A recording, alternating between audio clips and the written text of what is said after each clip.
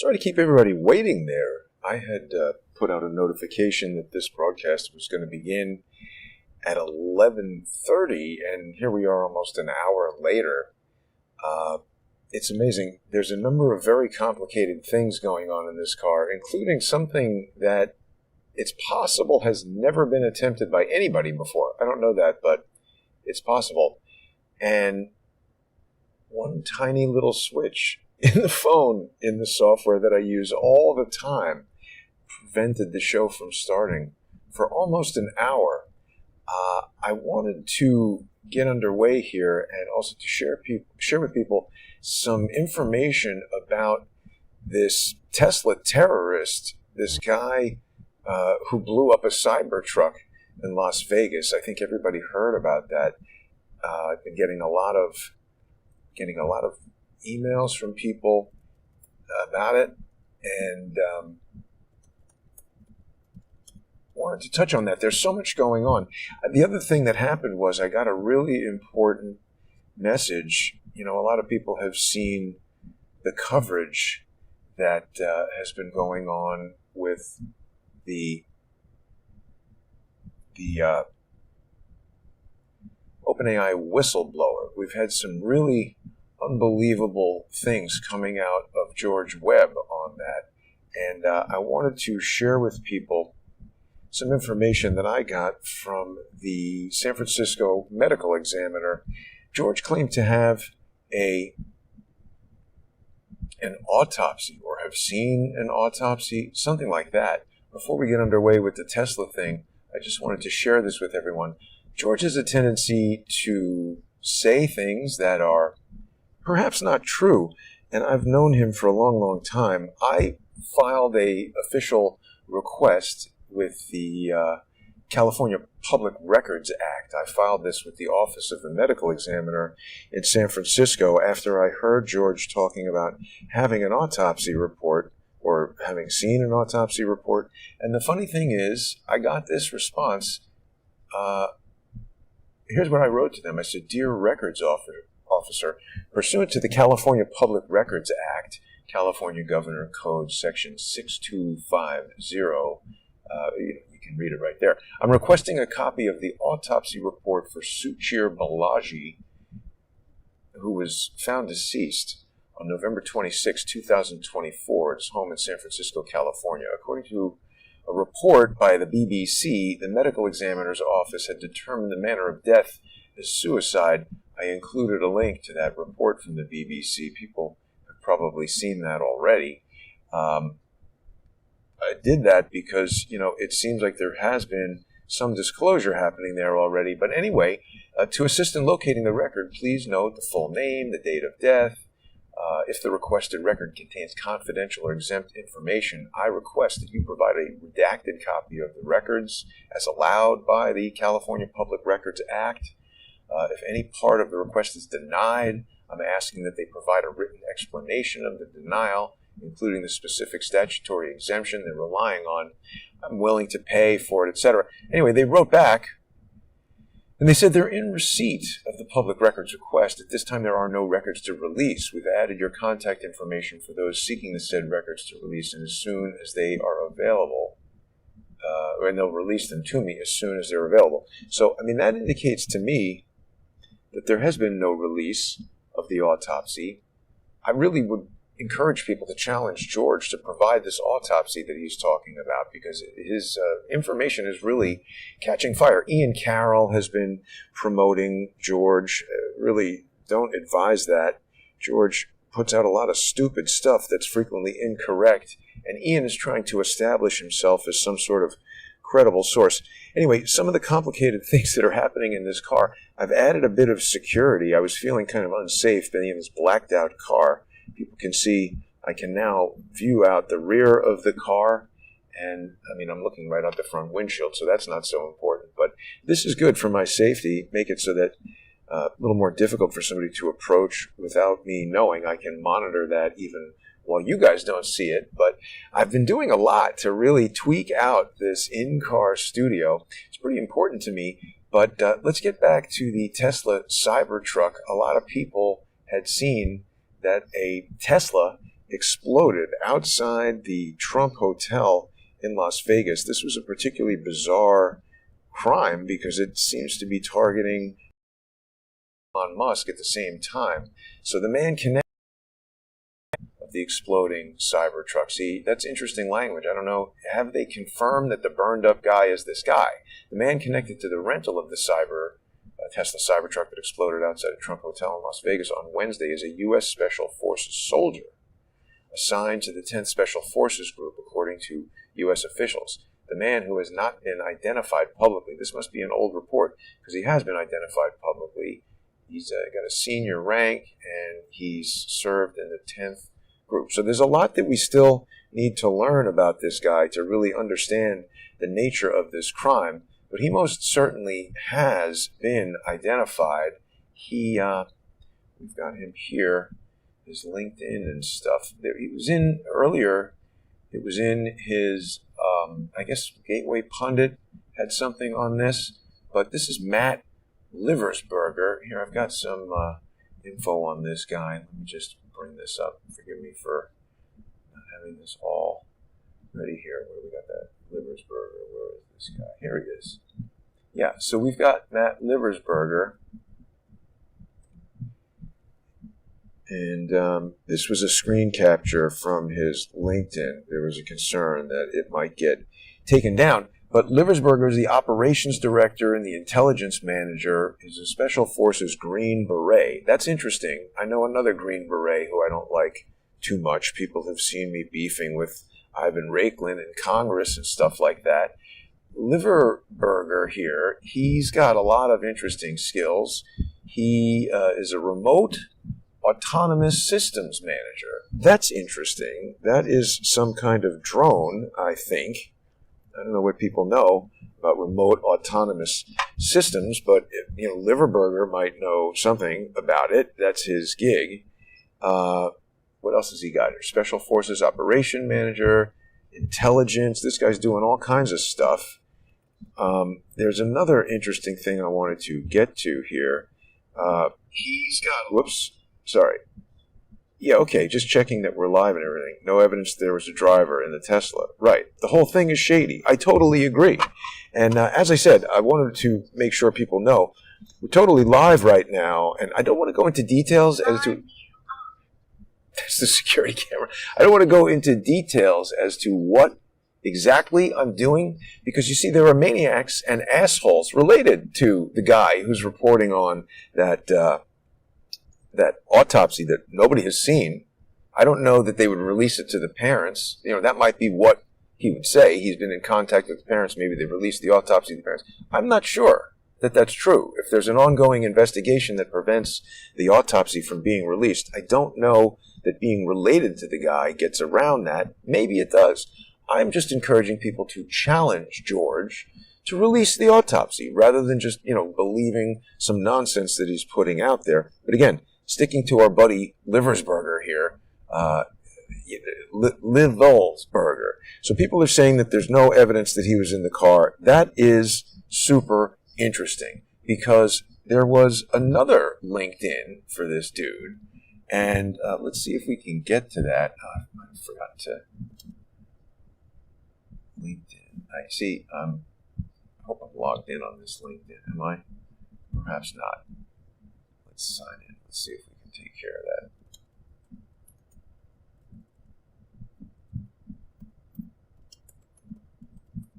I agree with the people who are saying that this is shady as hell, because just from the jump, it doesn't make a lot of sense to me. They want to do a security check, verify the puzzle. Oh, we got puzzles. Pick the image that is oriented the correct way. What is this even an image of? It looks like a frog, a chicken. What the hell is this thing? Okay. This is the security check to get into LinkedIn.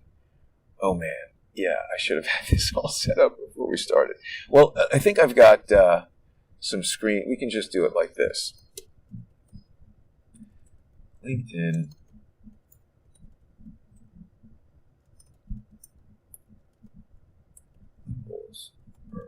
Let's see if this gets us to him here.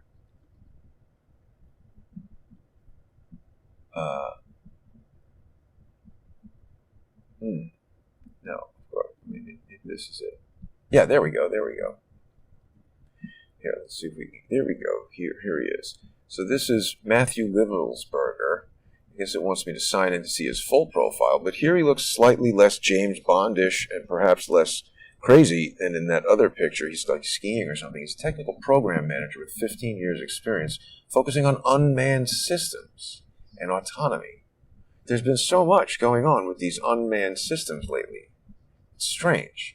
But, he's highly motivated. He works for this thing called Textron Systems, and he was the sales manager for space and defense at Saft.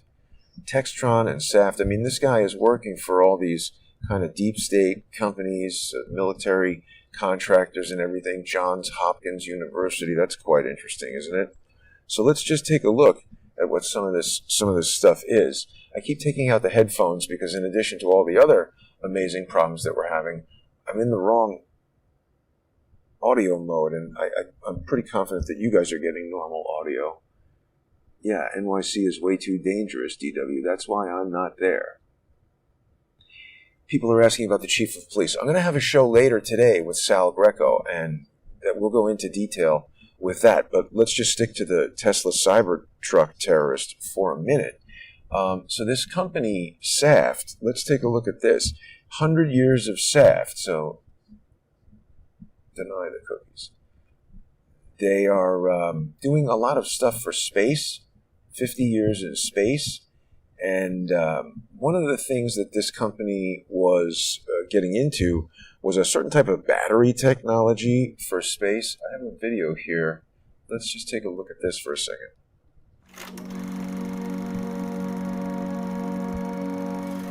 In 1966, we built the first satellite that used a power system. It was really the start of the story we have today for space. It's very hard to be first. Nobody wants to be the first customer. Nobody wants to be the first application. There's a lot of risk that goes along with being first. So you have to really know what you're doing. You have to be very bold, and you have to just step forward and go for it.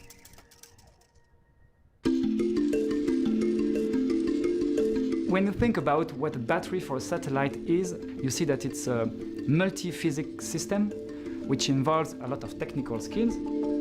We need to comply with all the requirements we have for space that are really stringent. The battery has to survive in harsh environments. If the battery failed, the satellite failed. We do capacity test, we do the check of the electronic, we do the check of high mechanical level in order to I don't know why they got all these French people to do the voiceover, but anyway, the point is this company is making special batteries that operate in space. People are asking me about the possibility that the F-150 was remotely driven. Ford has a self-driving technology called Blue Cruise, which is more advanced than the one that I have in my car. And the one in my car, which is called Autopilot 360, I think it's great. It's not as sophisticated as a Tesla's system, but, it is notable and interesting that these cars have self-driving. I mean, look at this as like a new form of terrorism, and certainly remote driving could be done. Self-driving is one thing, telepresence driving is yet another. Being able to remotely pilot a car is certainly something that has been able to be done for quite a while. And so this guy, Liberer, he's a sales manager for space and defense. And, he was working at their Cockeyesville location, which is such a crazy, let's see if we can open this in, here we go. Show this to everybody here. Gonna get this system even more dialed in as we move forward, but I'm making certain changes that are going to allow me to travel around all over the place and deliver live shows to people. So, yeah, he's the sales and business development manager for space and defense from 2016 to the present. What? So this guy's still working there. He's responsible for maintaining and obtaining new orders in space. So does he have some kind of beef with Elon Musk? Is it the battery technology? Military aviation, manager of the space division very complex military and space development programs. He's responsible for all this stuff.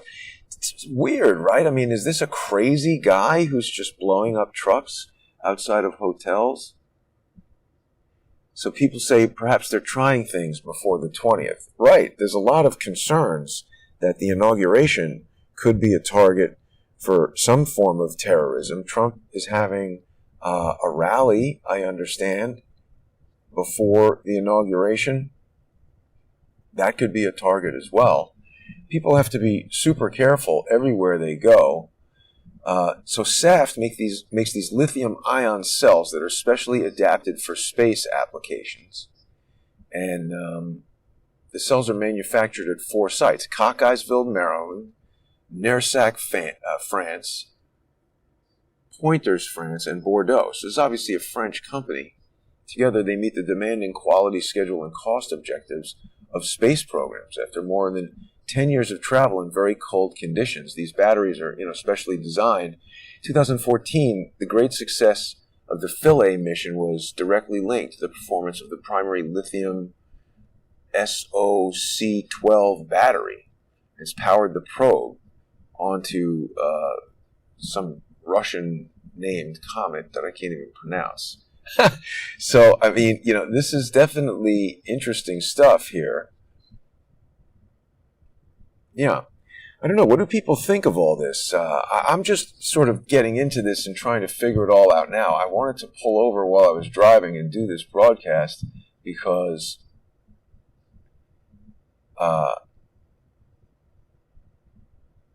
there's just so many people contacting me about it now. So it's a detonation system controlled by the driver, according to CNN. Fireworks and gas tanks and camping fuel. Let's look at this here.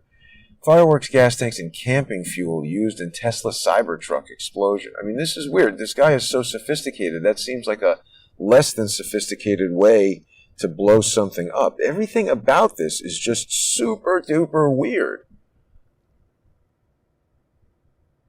Brian says if the bird flew as a lead balloon, mayhem will be the constant for the next 4 years.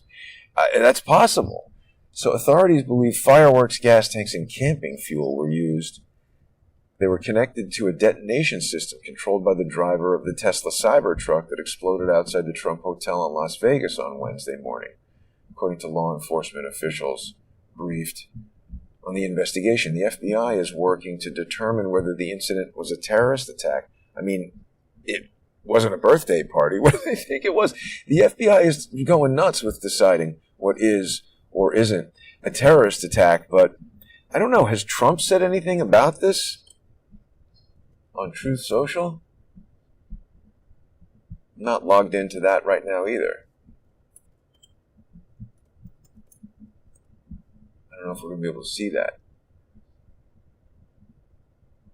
No, maybe not. I also think this broadcast did not properly start on X because I was so late, and I'm not logged in here either. So, okay, I'm still getting the car dialed in to do full-up broadcasts, and that will be getting better and better as we move forward. Let me just see if I've got anything else here on this guy.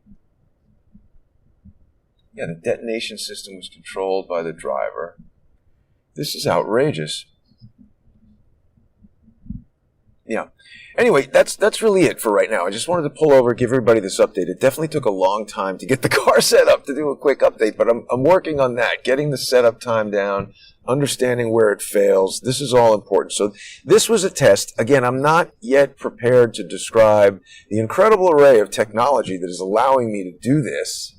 I invite people to guess. I don't know if you'll be able to.